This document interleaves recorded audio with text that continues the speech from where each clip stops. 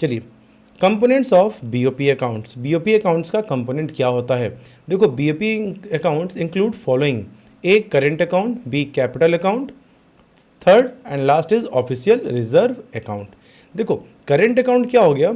It records receipt and payment of foreign exchange on account of such transaction which do not impact asset liability status of a country in relation to the rest of the world। अब बिल्कुल ध्यान से मेरी बात को अब समझना। देखो, हम क्या कर रहे हैं बैलेंस ऑफ पेमेंट में कि जैसे सपोज इंडिया है और यूएसए है, तो इंडिया यूएसए को कुछ सेल करेगा और इंडिया यूएसए से कुछ परचेज करेगा। जब हम यूएसए को सेल करेंगे तो हमें क्या मिलेगा बदले में? फॉरेन एक्सचेंज मिलेगा, हमें फॉरेन करेंसी मिलेगी।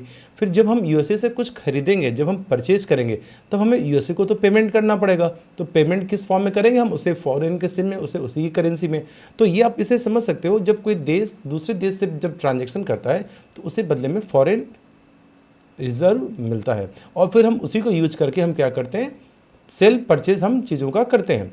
तो करेंट अकाउंट में सिर्फ और सिर्फ वैसे receipt on payment foreign exchange के रिकॉर्ड किए जाते हैं जिससे हमारा एसेट और लायबिलिटी में कोई चेंज नहीं होता है।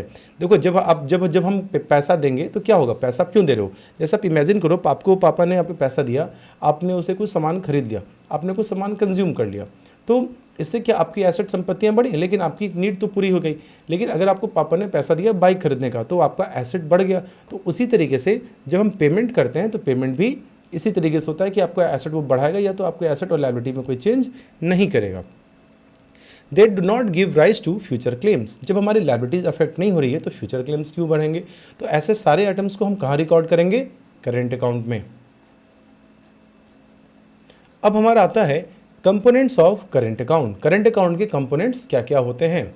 देखो, सबसे पहले होता है export and import of goods. देखो, क्योंकि गुड्स से हमारे एसेट और लायबिलिटी स्टेटस में कोई चेंज नहीं आता है, तो यहाँ पे देखो एसेट और लायबिलिटी के स्टेटस में चेंज आने से मतलब है हमारे फिक्स्ड एसेट्स की बात हो रही है यहाँ पे। So export and import of goods is treated as merchandise और visible trade. This is visible trade because goods are tangible and therefore can be seen while crossing the borders. ये मैंने आपको पहले भी समझाया है। एग्जाम्पल, एक्सपोर्ट और import of cellular phones can be seen. जैसे सेल फोन क्या है? कोई भी चीज़ क्या है? वो तो टेंजिबल फॉर्म में ना, आप देख सकते हो, टच कर सकते हो, फील कर सकते हो, उसका एक शेप होता है, उसका एक साइज होती है। Then export and import of services, it is treated as invisible trade. और इसे हम चूंकि देख नहीं सकते, जैसे services by doctor, engineers, lawyers, जैसे सॉफ्टवेयर इंजीनियर्स है वो सर्विसेज देते हैं, तो ये सब केस में इंक्लूड होगा सर्विसेज में। इसमें हम यहाँ पर डायरेक्ट कोई एसेट और लायबिलिटी का सेल परचेज नहीं चल रहा है, तो इसलिए सारे के सारे आइटम्स कहाँ रिकॉर्ड होंगे? करेंट अकाउंट के अंदर में। अब यहाँ पे आपको ध्यान देने की बात यह है कि सर्विसेज को फर्दर क्लासिफाई किया जाता है दो पार्ट्स में। एक है हमारा फैक्टर सर्विसेज और दूसरा है हमारा non factor services. So factor services क्या होता है? देखो, factor services are those which lead to factor payment और फैक्टर इनकम। ये हम लोगों ने मैक्रो इकोनॉमिक्स में, नेशनल इनकम में भी पढ़ा था, फैक्टर सर्विसेज। तो फैक्टर सर्विसेज क्या होता है? जिससे हमें फैक्टर पेमेंट मिलता है। फैक्टर पेमेंट मतलब रेंट, इंटरेस्ट, प्रॉफिट, ठीक है। In the BOP accounts, monetary transactions related to factor incomes are split as investment income और compensation of employees। और इन्वेस्टमेंट इनकम में रेंट, इंटरेस्ट, प्रॉफिट और कंपनसेशन एम्प्लॉयज ये इंक्लूड हो जाता है, मतलब ये सारी चीज़ें इंक्लूड उसमें हो जाती हैं। In the BOP accounts, factor income is equal to compensation of employees plus investment income, जहाँ पे हम रेंट, इंटरेस्ट, प्रॉफिट, तो ओवरऑल हम इस सारी चीज़ों को ऐड करते हैं। आपको ध्यान में आ रहा होगा कि जब हम लोग method of calculation of national income पढ़ते हैं, उसमें जब हम इनकम मेथड की बात करते हैं तो इनकम में आपको याद होगा हम rent, compensation of employees, operating surplus, ये सारी चीज़ों को इंक्लूड करते थे। तो रेंट, इंटरेस्ट, प्रॉफिट और कंपनसेशन ऑफ एम्प्लॉयज, ये सारे के सारे यहाँ भी करंट अकाउंट में इंक्लूड किए जाते हैं। And I hope this is clear to you.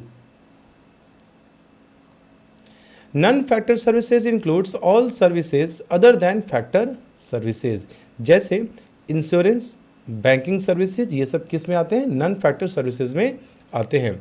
Monetary transactions related to non factor services are recorded as receipts when these services are exported and as payment when these services are imported. देखो, जब आप export कर रहे हो, देखो यहाँ पे आपको ये समझना है, एक्सपोर्ट मतलब क्या होता है? सेल करना। तो सेल करने से हमें रिसिप्ट होंगे, तो इन चीज़ों को जब सेल हम करेंगे, उससे जो हमें पैसा आएगा वो हम करेंट अकाउंट के किस साइड में रिकॉर्ड करेंगे? ऑब्वियसली एक्सपोर्ट या रिसिप्ट साइड में। और जब हम इंपोर्ट करते हैं तो हम दूसरे देशों से सामान खरीदते हैं और इससे हम रिकॉर्ड कहाँ करेंगे? किस साइड में, पेमेंट साइड में, ठीक है। और हमारा तीसरा है करेंट ट्रांसफ़र। सो करेंट ट्रांसफ़र क्या होता है, ट्रांसफर्स फॉर फ्री। देखो हम लोगों ने नेशनल इनकम में इसे इंक्लूड नहीं किया था, नेशनल इनकम में आपको याद होगा कि करेंट ट्रांसफ़र को इंक्लूड नहीं किया जाता है, बट यहाँ पे हम इसे इंक्लूड करते हैं। These are unilateral transfers made by way of gift, grants and remittance by the resident settled abroad. In the BOP account current transfers are treated as an element of invisibles. इसे हम invisibles में include करते हैं। Clear. यहाँ पे एक मैंने आपको एक टेबल है, आप इसे बिल्कुल ध्यान से देखो। देखो करंट अकाउंट में हमने क्या किया, export and import of goods, और फिर इसमें क्या आता है, इनविजिबल्स। तो हम इन तीनों चीज़ों को ऐड करेंगे। अब यहाँ पे ये सारी चीज़ें मैंने डिस्कशन किया आपसे, सो आप इसका स्क्रीनशॉट ले लेना या इसे आप जरूर लिख लेना, ये काफ़ी काम की चीज़